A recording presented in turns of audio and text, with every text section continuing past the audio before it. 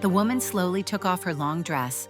Tonight, she offered her body to the nobleman, but in order to earn 500 pounds, she paid the gambling debt to the gambling father.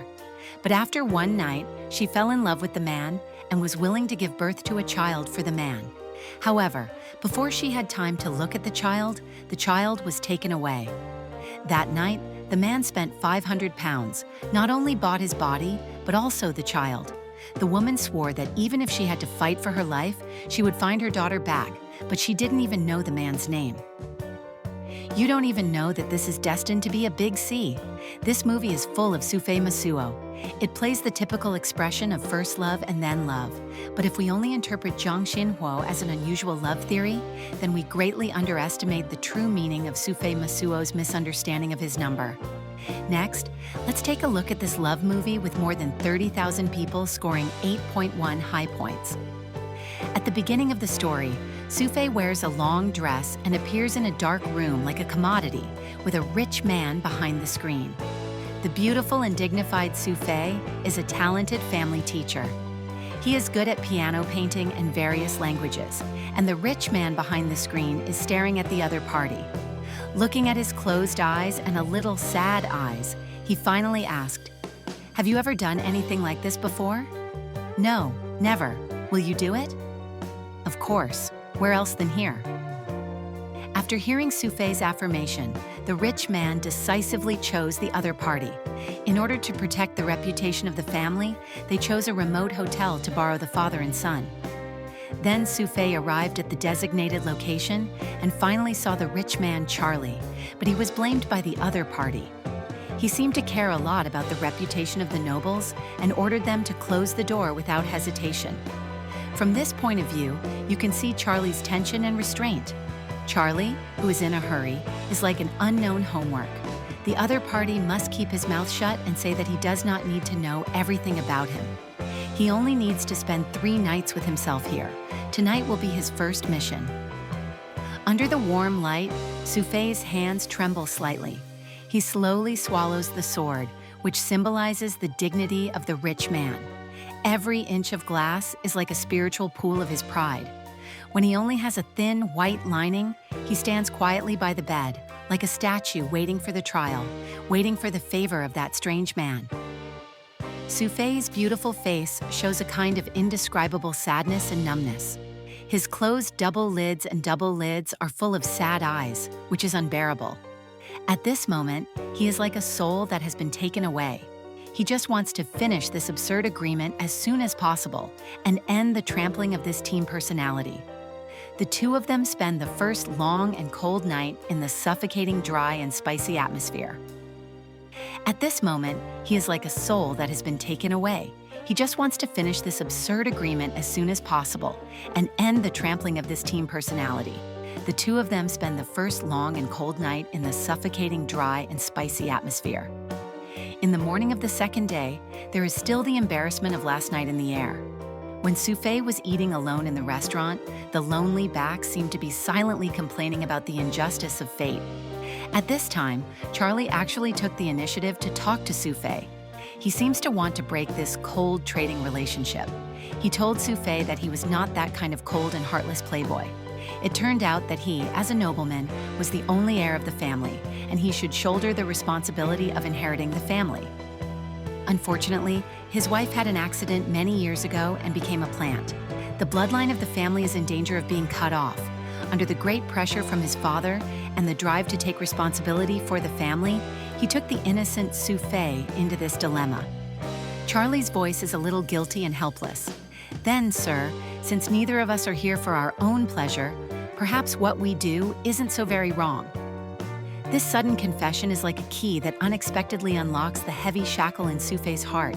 He was surprised to find that the man in front of him was not the cold employer he imagined, but a poor man who was also tied up by responsibility and morality. So he no longer understood Laura's doubts and hurriedly arranged his men to send her away. Then he went to that unpredictable future. It's just that Laura, under Maximo's arrangement, safely returned to her long-awaited hometown and lived in a mansion prepared for her. But Maximo was like evaporated from the world. There was no sound. Like a brilliant meteor, it just slipped through the sky for a while and then fell into the endless darkness. But the worst thing is that Laura found out at this time that she was pregnant with Maximo's child. This sudden accident made a calm daughter-in-law restless. "I just can't believe it. Are you fucked after 2 months of friendship?" "Laura, stop it. Give me one. You're pregnant. Where are you? I'll burn the other one for you." Fuck. And the reason why her best friend was so angry was because Maximo had just left Laura and then disappeared, like evaporated from the world. But Laura didn't care about it and insisted on giving birth to this child. It's just that even so, after her best friend gave birth to a child, she still firmly stood by Laura's side. And this child will be raised. It will be beautiful after such a life. Wise, not necessarily, but beautiful. However, the longing was like a weed growing in Laura's heart and making her restless. So in order to help Laura get out of the haze, her best friend brought her a black card left by Maximo and spent it in various high-end places. Although Laura seemed to have come out of the haze on the surface, in fact, only she knew that Maximo's figure had long been deeply imprinted on her soul and could not be erased. Until that day, Laura dressed up and saw the person she didn't want to see at a party. That was her ex-boyfriend who had betrayed her. However, she had seen the fervor of the fire, and how could she be greedy for the warmth of the candle? What has changed? Do you remember or not? Did you sleep with someone else? Laura, yes, it's all true. It was like that. But I realized at that time that I really love you.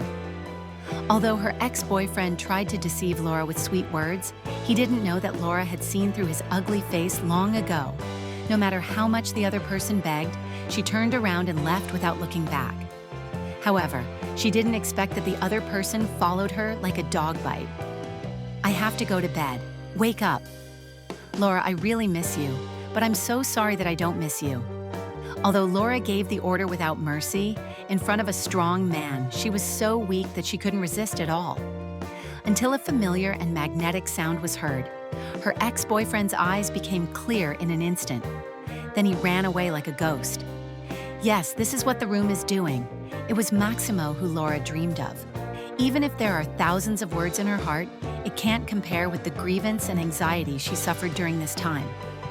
In the end, it became a loud slap on Maximo's handsome face. However, Maximo didn't care. Instead, he used his hot body again to calm down all Laura's anxiety. Until he found the shocking gunshot, Laura suddenly realized that the reason why the other person suddenly disappeared was that she almost regretted losing her beloved man forever. At this moment, she could no longer hide her true feelings in her heart. So she said Maximo's long-awaited answer, "I don't need 365 days because I love you." Maximo was shocked to see Laura. He couldn't believe his own heart. He had been waiting for this moment for too long. So on the day of Laura's sister's wedding, Maximo, who was deeply moved, suddenly made a bold decision. That was to break the iron law of not marrying a woman for hundreds of years. He was going to marry Laura. However, when Laura's parents asked him about his career, Maximo suddenly became silent. "I'm a gangster." At this moment, the air suddenly seemed to be frozen, but fortunately his parents only took it as a joke. This relieved Laura. So after the wedding, Laura followed Maximo back to his castle. Charlie had no choice but to sell the manor. Late at night, Charlie came to his wife's bed and talked about the pain and struggle he had been bound by morality and responsibility for too long and was about to collapse. On this cold night, he thought about it and made a decision that would shock everyone. He first put out the fire in the room and then opened the window. As the winter wind swept into the room, he shed tears and uncovered the quilt on his wife's body.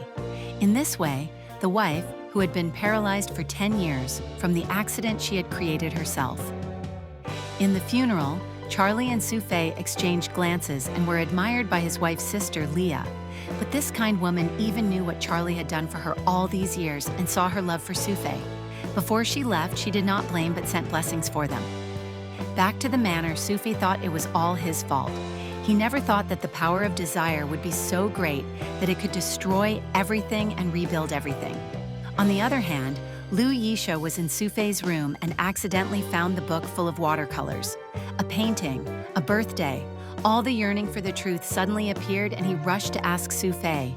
The mother and daughter were angry with each other. Lu Yisha was late for 7 years and made Sophie cry.